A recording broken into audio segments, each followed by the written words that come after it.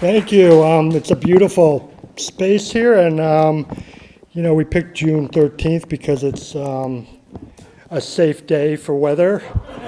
And my mom called me I don't know, just before we were sent downstairs, and she's always calling me with things that I should be concerned about. And so she called, and I said, "Mom, I'm in the middle. I told you I got that big thing tonight." She's like, "Oh, there's a storm," and I was like, "Okay, thank you." And then all the sirens started going off. So I feel like we want to catch up here. So I'm going to just tell you, thank you.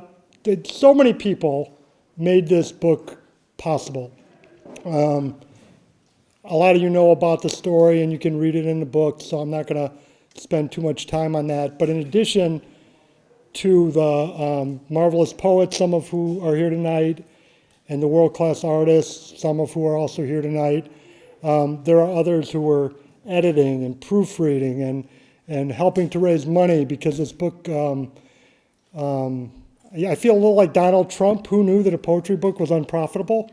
So people that helped to sponsor the book, and to Al DiGenova, who is stuck in Germany because him and Eden both tested positive for COVID.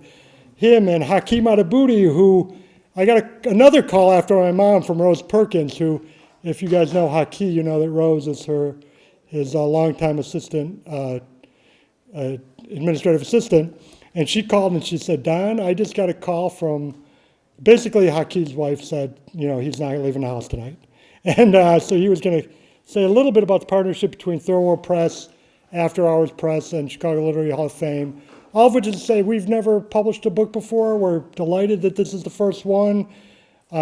Very proud of the way it turned out, and so happy to be a part of a community that has such talent and generosity and vision, and to kind of bring them all together into one book. Thank you, Don, and thank you, Robin, wherever you are, for starting this long time ago. My poem is called How to Make a Fire. It's a sonnet, sort of, and I don't know if it's appropriate about Chicago or not appropriate at all, but in any case, here it goes. How to make a fire. Light a match. Watch the blue wedge flutter in the strong wind, weakening, weakening. Hurry up, that's your last one. Throw it on top of the wood pile swiftly before it goes out. Sit and wait now, and hope the red flame grows big enough to warm you up in this dank crook of the world, chilled to the bone as you are. Breathe deeply and watch. The darkness night bring uninvited guests. Sooner or later, the sun will rise, the wind will die down. It will be your time to stand up then, to go out into the world and start other fires, other fights. Okay, my name is Ugochi, and I am really privileged. 134 poets. I mean, that's, and some really heavy hitters when you look at the name, so it's really nice to be in company. The poem that I wrote is called Lost and Found, the Soul of This Town. 1. Rain strikes stained window pane like a frenzied drum solo at Constellation, Chicago, attempting to cleanse what remains of weathered wood, brick, and body. The bustling intersection of 79th and Cottage Grove absorbs energy whole, young and old, an intergenerational non-discriminator, yanking souls out of skin for the sin of being caught slipping. Avenues made from gravel and grit smell blood, spill, and feast. Drink up its warmth while dark matter splatters in melodic syncopation to aggressive downpour in the vicinity of South Shore. It's Saturday night, and the soul of this town chants Kitihawa Point du Sable. Thoroughfares bear invisible resemblance to her non-existent brown presence. Tuck her pioneer status behind an unspoken veneer, a hawk spirit. Her story bellows into the city of wind as it spins a destructive vortex. Violent rotating cycles of birth and death around melanin resurrect, essence of native woman return in flesh, stand. Heal feral homeland, she plus Haitian husband, cultivated and settled first. Bring it black in harmony with universe, natural law. 2. She folds into child pose, alone. In her sacred solitude, summoning stillness, swarm her contorted form. Buried dead in her head, finally resting in placid peace. Beckons full face of illuminated moon rise and fall on her body in waves as it soothingly, synchronistic caresses Lakeshore Drive. Wash over she like rugged rock stone, baptized to polished perfection. Drown out rumble of L train or random police sirens that incessantly wail and moan their lingering lament, singing her into pseudo slumber. Lullabies that invade her dreams, disturb her awakening.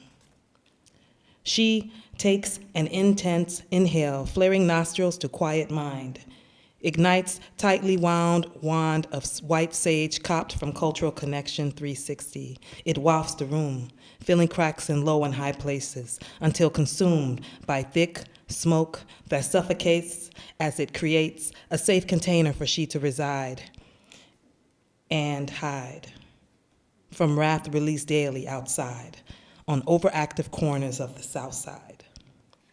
The soul of this town reflects Jean-Baptiste Point du Sable, a foreign king with no kingdom or court.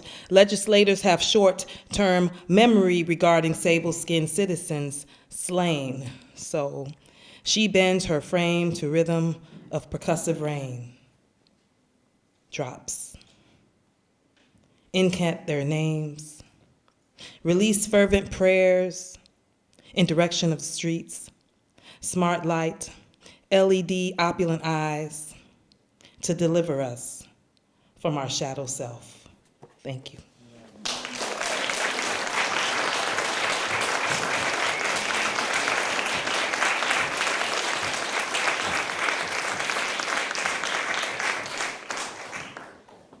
Hi, everybody.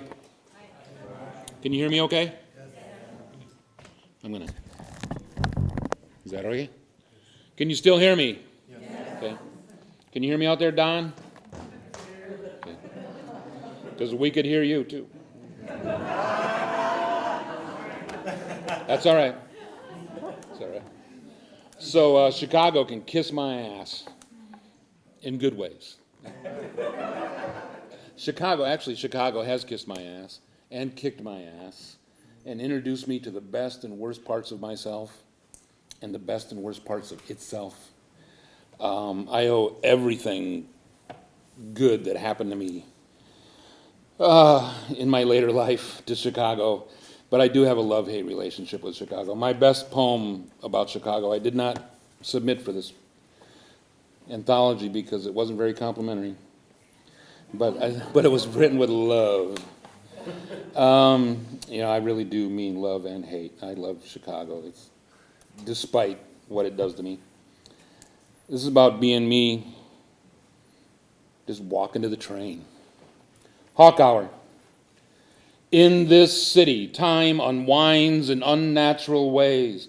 It doesn't fly, it trips. It passes in coughing fits. It doesn't have enough soul to tick or talk or tick. It spits and spews under the rusty fenders of all these cars going nowhere fast. It's bad for the body.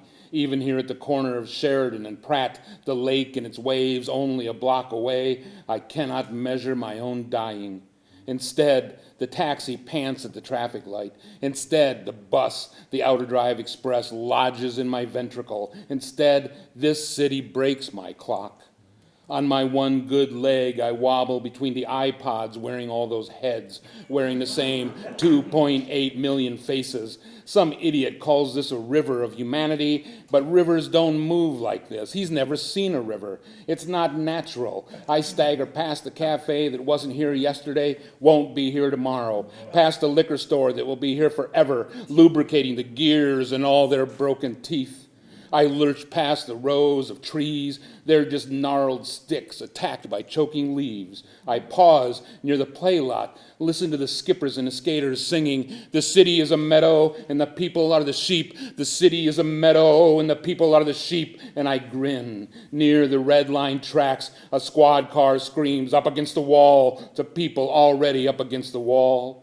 I give $1 to a man who says, "God bless," because he does not know God has nothing to do with my dollar. In Loyola Station, I give more money to the turnstile. It says nothing. As I catch the current, I crawl up the escalator, 90 miles per hour, swivel to the end of the platform at 95. There, I linger in a shadow that drapes itself across my eyes. I catch my breath. I stand upright. Above me, the shape of a hawk drowns out the rush of the next 10 trains, and with its beating wings, reaches out to stop the sky. Thanks, everybody. Congratulations.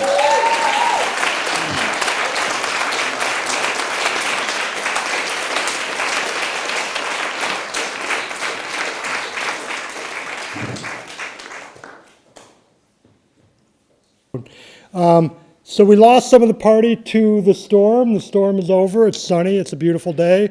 We have beer. We have wine. We have champagne, more of it if you want it. We've been trying, as contributors come in, to get them to sign books and get their book and everything, but we'll catch up on all that. But right now, mostly what we want to do is have a nice party. Col di Genova, although Al got stuck in Germany, his son is here to play some music tonight. And so I think, given the circumstances, we won't be kicked out anytime soon. Eat some more, drink some more, have a good time, and do whatever you can to support the anthology. I did want to say that Barry did not mention Third World Press, and they're an integral part of this as well. So I want to toast Third World Press as well. So everybody, now it's just a party.